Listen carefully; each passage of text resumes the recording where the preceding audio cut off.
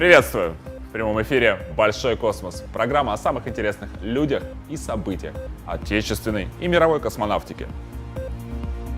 Владимир Путин посетил центр имени Хруничева, на территории которого ведется масштабное строительство комплекса зданий Национального космического центра. Проект станет одним из крупнейших в мире, уникальным научно-производственным, инженерным и образовательным кластером ракетно-космической промышленности. Хочу пожелать вам всего самого доброго и успехов при завершении этого грандиозного объекта. Он нужен, еще раз хочу подчеркнуть, не только отрасли ракетно-космической, не только городу Москве. Этот объект, безусловно, украсит Москву и сделает еще ее более высокотехнологичной. Еще один высокотехнологичный центр будет современный в Москве. Но он нужен всей стране. С учетом той важности, которую играет ракетно-космическая отрасль и все, что связано, синергию, имею в виду, общую вокруг нее, чрезвычайно важное направление нашей работы. На площади более 250 тысяч квадратных метров разместятся свыше 50 тысяч высококвалифицированных инженеров, ученых и других специалистов. Доминантой одного из важнейших проектов Роскосмоса станет Национальный космический центр. Его создание позволит сконцентрировать под одной крышей ряд ключевых организаций ракетно-космической промышленности, например, Центральный офис и Ситуационный центр госкорпораций, отраслевые институты и предприятия, которые в настоящее время разбросаны по всей столице. Кроме того, в состав НКЦ войдут современный образовательный комплекс, молодежные конструкторские бюро, Центр поддержки бизнеса, выставочные павильоны и Центр диверсификации производства. Завершить строительство Национального космического центра планируют в конце этого года, а уже в следующем передать Роскосмосу.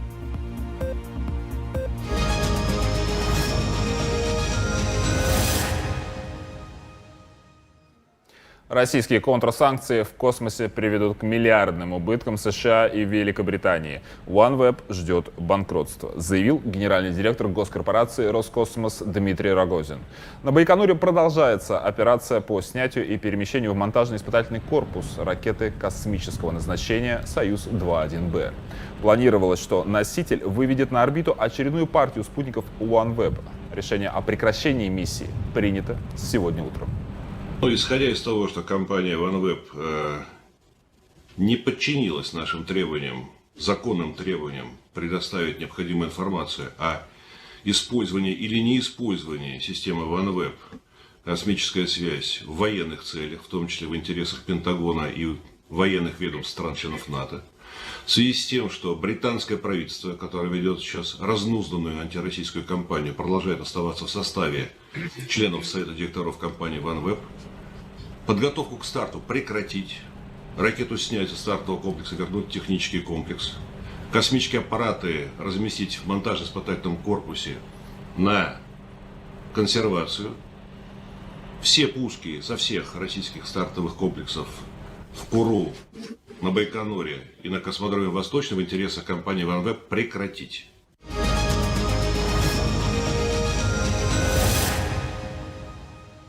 Роскосмос также не будет обслуживать оставшиеся у США 24 двигателя РД-180 и прекращает поставлять РД-181.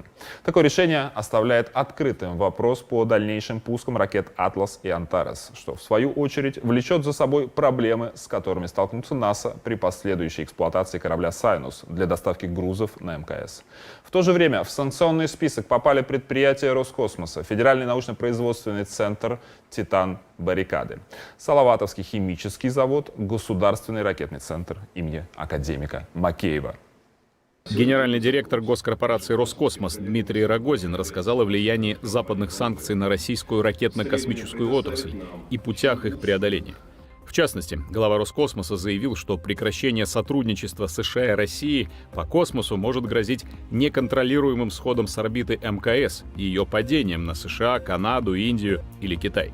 Он напомнил, что коррекция орбиты Международной космической станции и ее уклонение от опасных сближений с космическим мусором производится исключительно двигателями российских грузовых кораблей «Прогресс-МС». Позже в НАСА отметили, что космическое ведомство США поддерживает работу по безопасной эксплуатации МКС со всеми международными партнерами, включая госкорпорацию «Роскосмос». А новые меры контроля экспорта позволяют США и России сотрудничать в гражданской космической области. И еще одно заявление главы Роскосмоса Дмитрия Рогозина. Россия, несмотря на санкции США, продолжит создавать космические аппараты, развернув производство необходимых компонентов и приборов у себя. Глава Роскосмоса также добавил, что Россия продолжит предлагать инозаказчикам запуски на самых надежных в мире российских ракетах. Вы планируете окончательно уничтожить с 1 января 2023 года мировой рынок космической конкуренции, вводя санкции на наши ракеты-носители. Мы в курсе. Это тоже не новость. Мы здесь готовы действовать, написал он. Роскосмос уже прекратил на МКС совместные эксперименты с Германским центром авиации и космонавтики и объявил о прекращении поставок ракетных двигателей в США. Кроме того, Дмитрий Рогозин подчеркнул, что сегодня ни одна страна мира не производит весь спектр микроэлектроники, даже США. Также глава отрасли отметил, Россия сможет закупить необходимую микроэлектронику для космических аппаратов у Китая.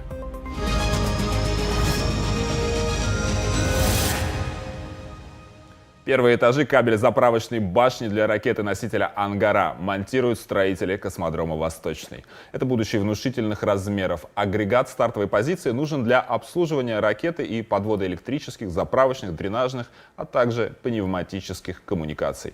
О возведении металлоконструкции кабель-заправочной башни в репортаже наших коллег из космического центра «Восточный».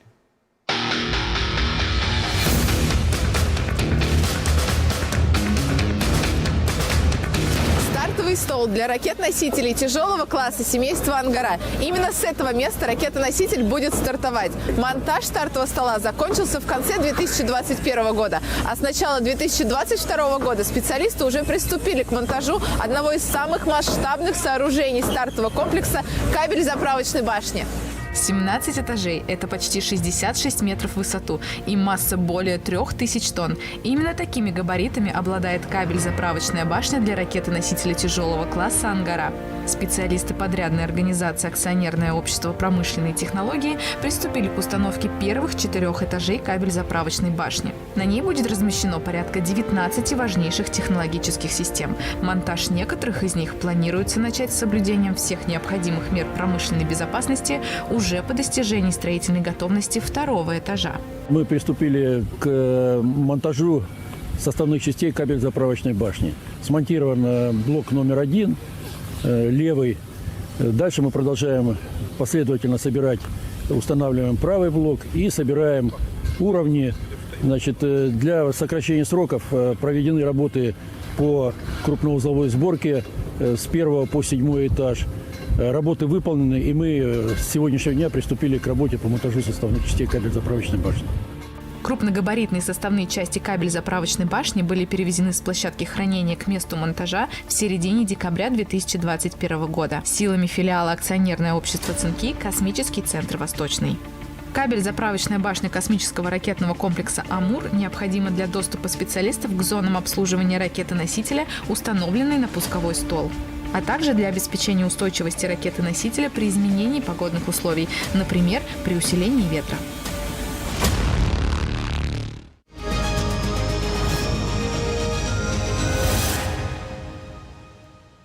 Урок мира провел для ростовских школьников и детей из Донбасса космонавт Иван Вагнер. Самого молодого космонавта, побывавшего на МКС, ростовские школьники и беженцы из Луганской и Донецкой областей встречали стоя и аплодисментами. И поприветствовать Ивана Викторовича Вагнера. Иван Вагнер ответил на множество вопросов о том, как происходит подготовка, старт и полет космического корабля. Ребята все заряжены, все мотивированы, задают много интересных вопросов. Ну, в принципе, видно, что глаза у них светятся. Есть юноармейцы, есть ребята, которые мечтают стать летчиками. И на самом деле, может быть, они сейчас мечтают стать летчиками, а потом начнут мечтать быть космонавтом. Такие вот встречи, они важны, потому что дети – это наша целевая аудитория. Взрослых уже поздно мотивировать, а детей как раз еще не поздно показать им, что есть вот такая профессия, она интересная, она увлекательная.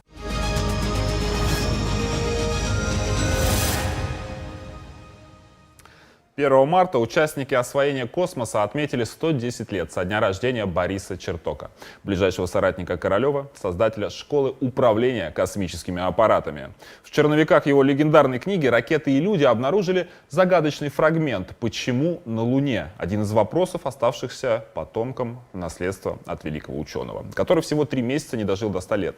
Может быть, Черток мечтал иметь дачный участок на другом небесном теле и выбирал между планетами?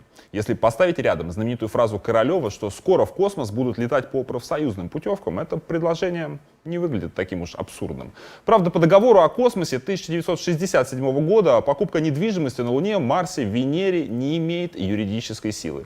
Зато вот ипотечные консультации в космосе уже перестали быть фантастикой. И все благодаря тесному сотрудничеству Роскосмоса и Промсвязьбанка.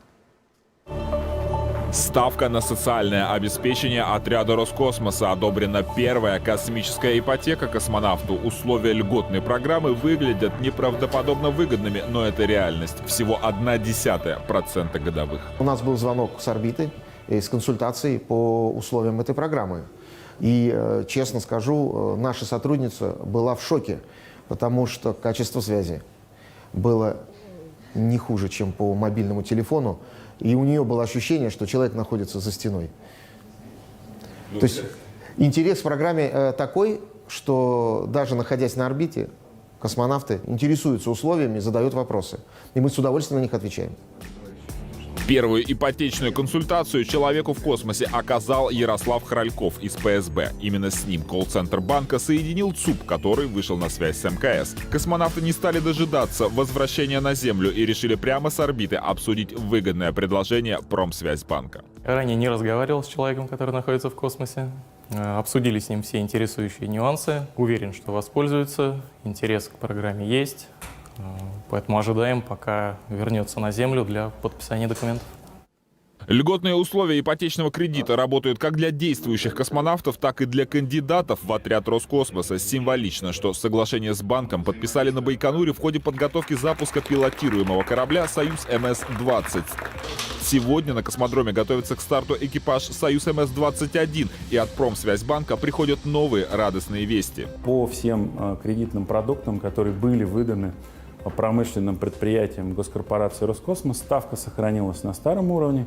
И более того, по тем кредитам, по которым уже было принято решение на уровне кредитного комитета, но которые еще не были выданы, ставка тоже сохраняется. Мы еще раз благодарим этот банк, и мы считаем, что в данной ситуации банк ПСБ выступает как настоящий партнер, который всегда готов подставить плечо, а не ногу. И просим другие финансовые организации ориентироваться на тот пример, который подает им Промсвязьбанк.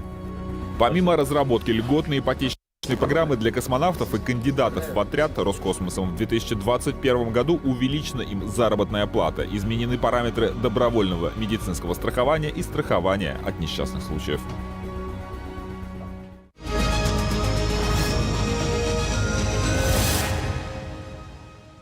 Ко дню рождения первой женщины-космонавта готовятся на малой родине Валентины Терешковой в Ярославской области и по всей стране. Например, в Рыбинске любой желающий сможет воспользоваться видеокамерой, установленной прямо на улице, чтобы поздравить Валентину Владимировну. Лучшие приветы и кинооткрытки пообещали показать лично имениннице. А в нашем видеообзоре история, покорившей планету прекрасной чайки и ее, так и оставшегося, единственным одиночного женского полета в космос.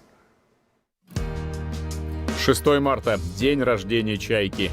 Таким был позывной первой женщины-космонавта Валентины Терешковой.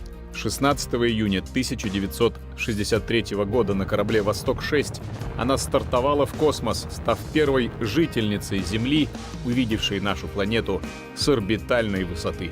Отрываясь от Земли, Валентина воскликнула: «Эй, небо, сними шляпу!» Эти слова из стихотворения Маяковского стали символическими. Космическое пространство открылось для представительниц прекрасного пола. Терешкова провела в космосе почти 3 суток, став не только первой женщиной-космонавтом, но и единственной, совершившей одиночный полет. Однако на орбите «Чайка» была не совсем одинока. За сутки до ее старта с Байконура в космос был запущен еще один космический корабль «Восток-5». Его пилотировал летчик-космонавт Валерий Быковский с позывным «Ястреб». 19 июня «Чайка» и «Ястреб» благополучно вернулись на Землю. Космонавт Валерий Быковский еще дважды стартовал в космос, а вот вторая женщина-космонавт, Светлана Савицкая, отправилась на орбиту Земли только через 19 лет после «Чайки».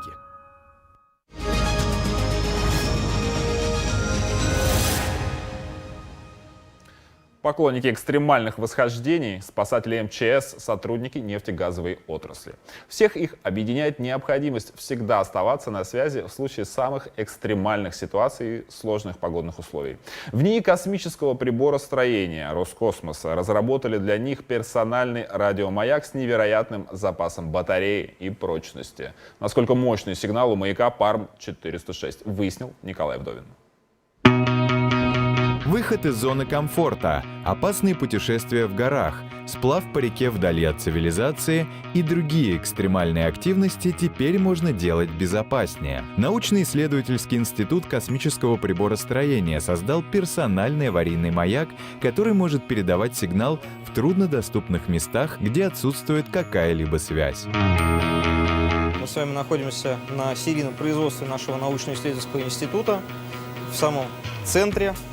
Здесь мы осуществляем производство навигационной аппаратуры потребителя и осуществляем также подготовку компонентов для нашей спасательной аппаратуры аварийных радиомаяков. Кстати, вот наша новейшая разработка — персональный аварийный маяк ПАРМ-406СП.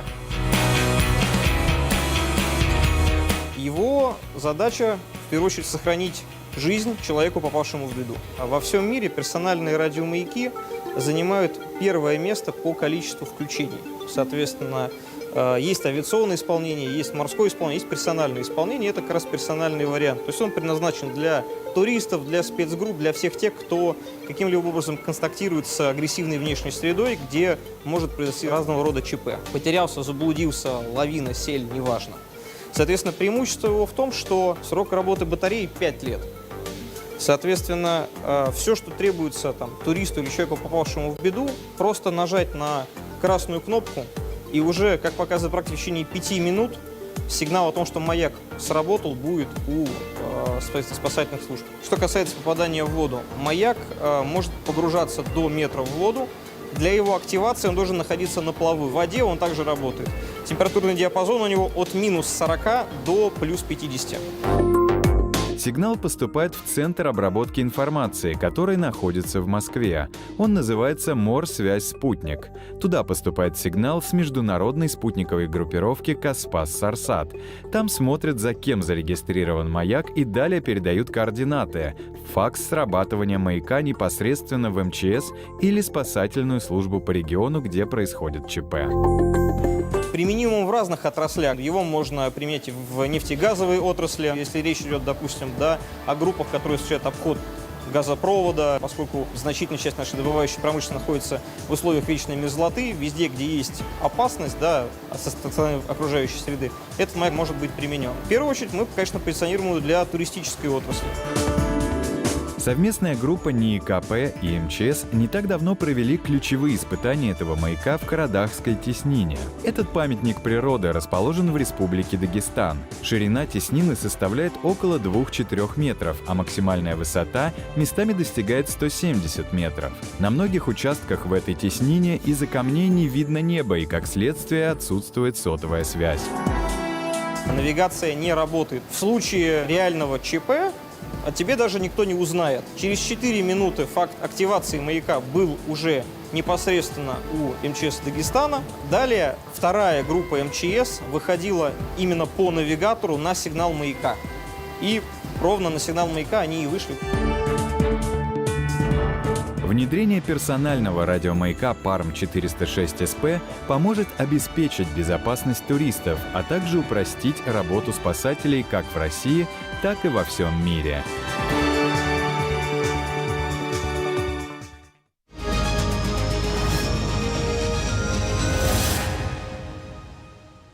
Время мировых новостей. В студии «Большого космоса» Александр Баулин, шеф-редактор экспертного медиа про космос. Здравствуй, Саша. Привет, Сереж. Ну что, какие новости ты нам принес сегодня с международной орбиты? Я сегодня решил рассказать про кристаллы. Но сначала ответь, любишь ли ты хайп? Признаться честно, люблю. На МКС везут коронавирус. Тот самый коронавирус. Ну нет, конечно, ну дьявол в деталях.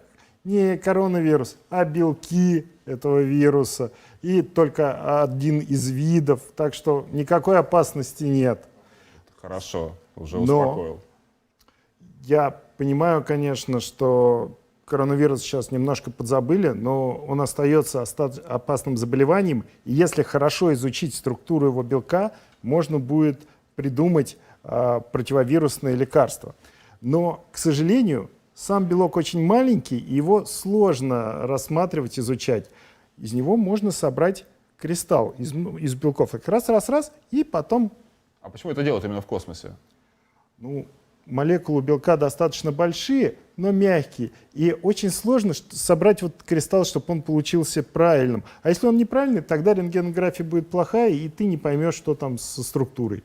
Поэтому мы надеемся, что мы довезем белки на станцию.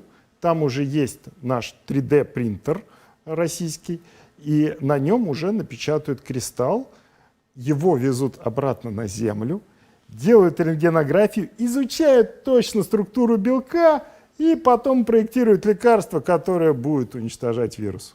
Класс. Наконец-то мы теперь точно знаем, что и в космосе нам помогают бороться с земной пандемией. Это просто невероятно. Мне кажется, Роскосмос это делает постоянно. Я был впечатлен, когда узнал, что в прошлом году там 30 тысяч тонн, по-моему, жидкого кислорода поставил Роскосмос в больнице. Вот, мне кажется, это вот ответ на то, зачем нам нужен космос. Он в нужный момент подключается и помогает с обычными земными делами. Что еще нового? Еще про один кристалл хотел рассказать. Тут вчера... Только кристально чисто, кристально честно.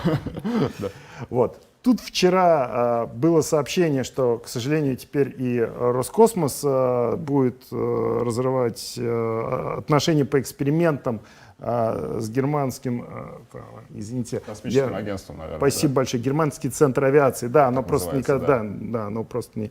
Вот. И один из этих экспериментов, вампир называется, это создание кристалла из телура, кадмия и цинка. И самое интересное, что если этот кристалл сделать правильно, то он будет сигнал снимать, а шумов не будет. Обычно для этого надо охлаждать установку жидким азотом, жидким гелием. А ты представляешь, что такое тащить в космос там бак жидкого азота, смотреть, как он там охлаждает? Вот. Конечно, это поможет снизить и объемы, и вес таких детекторов. Это очень пригодится для телескопов, таких как спектр РГ, в будущем. Ну что ж, будем надеяться, немецкие ученые еще получат своего вампира в космосе, а мы пока будем делать свои эксперименты без них. Спасибо, Саша. Спасибо.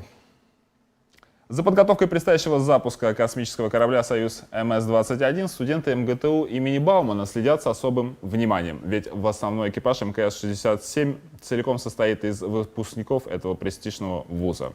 Командир экипажа Олег Артемьев, борт-инженеры Денис Матвеев и Сергей Корсаков лично приглашали студентов к участию в конкурсе «Космический десант», победители которого смогут побывать на Байконуре. На этой неделе финалисты конкурса были названы, а Юлия Дерябина встретилась с космонавтом Роскосмоса Сергеем Куть-Сверчковым, который награждал студентов в Центре подготовки космонавтов.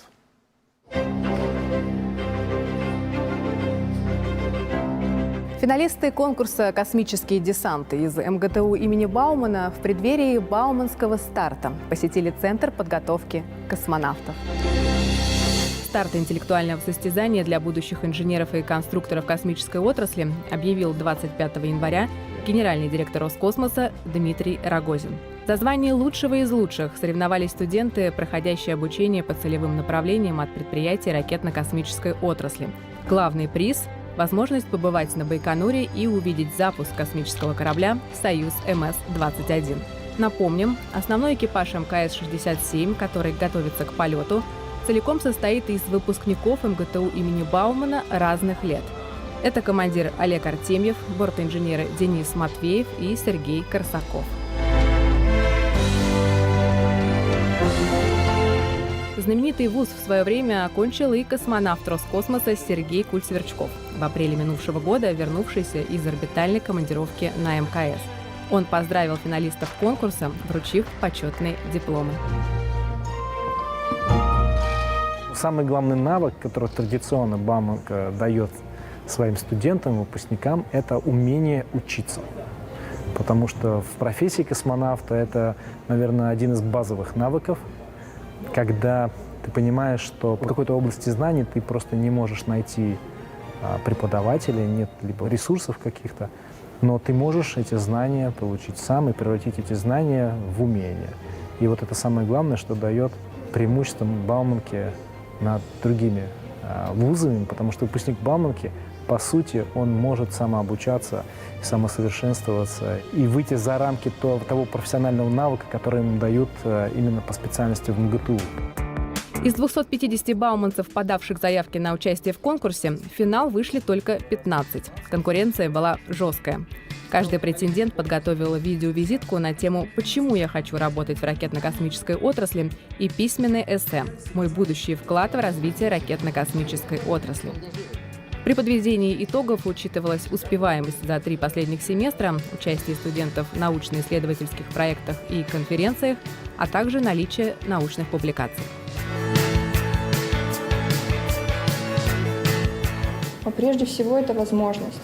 Возможность пробовать, возможность узнавать что-то новое. Я считаю, что это просто уникальное событие, что студентам дана возможность попробовать себя, получить знания и опыт, увидеть все своими глазами, а не на страницах учебников. И на данный момент я заключила договор с РКК «Энергия» и, соответственно, по целевому направлению буду проходить практику и работать дальше трудоустроенно на госкорпорации РКК «Энергия». Я воодушевлен на самом деле, потому что здесь и прошлое я увидел, прошлую станцию «Мир», и поговорил с космонавтом настоящим.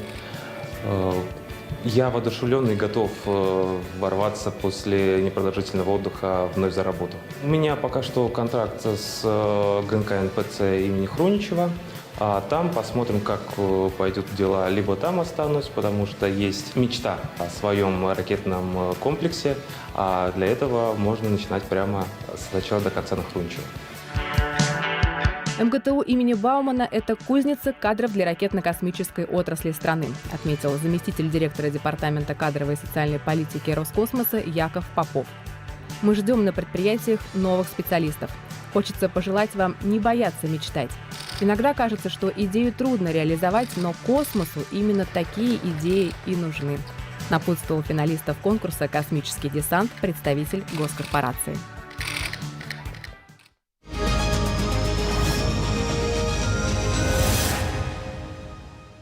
Время обзоры, объекты Вселенной и лучших астрофотографий недели. В студии Николай Вдовин. Привет, Сереж. Привет. Ну, скажи, какие объекты большого космоса ты в этот раз наблюдал на небе? Ну, смотри, интересная галактика NGC 4945, которая видна с ребра. Она находится в 13 миллионах световых лет от нас. Но чем она интересна, это точная копия и тип, как Млечный Путь, наша галактика. Если бы мы отлетели бы из нашего Млечного Пути, взглянули бы, и мы бы увидели точно такую же картинку. А как же ее сфотографировали, если это с другого ракурса? Ну, это вот галактика, которая как раз видна с ребра, еще раз повторюсь. NGC 4945 можно найти на южном созвездии Центавра. В общем, она в 6 раз дальше, чем ближайшая к нам галактика Андромеды, которая хорошо сейчас видна вечерами. Действительно, очень четкая фотография, яркая картинка. Да, ну давайте к следующей идем. На прошлой неделе случился рекордный выброс Солнца. Самое интересное, что вот протяженность Солнца 1 миллион километров. Для сравнения, наша Земля — это 12 600 километров всего лишь. Вот диаметр Земли, он укладывается в диаметр Солнца, насколько я помню, там чуть больше 100 раз, кажется. Ну, да? Вот, если не более. Ну, Земля будет совсем маленькая. Да. Как раз 100 раз, но вот выброс на Солнце, который произошел, мощнейший, протяженность его составила по определенным оценкам около 1,5 миллиона километров, что в 4 раза дальше, чем расстояние от Земли до Луны даже. Невероятные масштабы просто не укладываются. Да, вот такие вот происходят сейчас катаклизмы в космосе на соседней нашей, на ближайшей нашей звезде. Ну что ж, и, наконец, один из самых интересных снимков, такой уникальный, это центральная область Млечного Пути, так называемая Сагитариус А. Это сверхмассивная черная дыра, которая находится внутри Млечного Пути, снято совмещение нескольких видов телескопов. Это и радиодиапазон, и телескопы Спицер, Вайс. Но это проект кардинально отличается от всех астрофотографий, которые мы могли наблюдать до этого. Просто невероятно. Да, вот можно такие увидеть пузыри. Это выбросы или остатки сверхновых, которые разбросаны внутри Млечного Пути. Мы их не видим, естественно, из-за пыли, ну а здесь все становится обнаженным, все вот эти взрывы, все-все-все, и главное центр. В центре находится сверхмассивная черная дыра. Она в 4 миллиона раз тяжелее нашего Солнца. Даже не знаю, что ты нам покажешь в этот раз в объектах Вселенной после такой картинки. Ну а как? У нас в объектах Вселенной всегда идет под номером нашей программы 56-й выпуск. Значит, 56-й в каталоге Мессия. Это у нас шаровое звездное скопление, которое, кстати, все шаровые звездные скопления вращаются, они как спутники над плоскостью галактики, а это отлично. лежит внутри плоскости. Давай посмотрим. Так что смотрим. М-56. Звездное скопление было открыто Шарлем Месье в 1779 году в созвездии Лиры. Французский астроном классифицировал его как туманность без звезд, так как его телескоп был слишком слаб, чтобы различить отдельные звезды в скоплении, находящемуся на расстоянии 33 тысяч световых лет от нас. М-56 лежит в плоскости Млечного Пути, поэтому на фото присутствуют как звезды скопления, так и звезды из нашей галактики, которые проецируются на фоне. Скопление очень неплотное, с небольшой концентрацией звезд к центру и весьма неравномерным распределением яркости. Возраст Месье 56 — 13 миллиардов лет, и в нем очень мало элементов тяжелее водорода и гелия, что является явно признаком звезд, рожденных на заре Вселенной.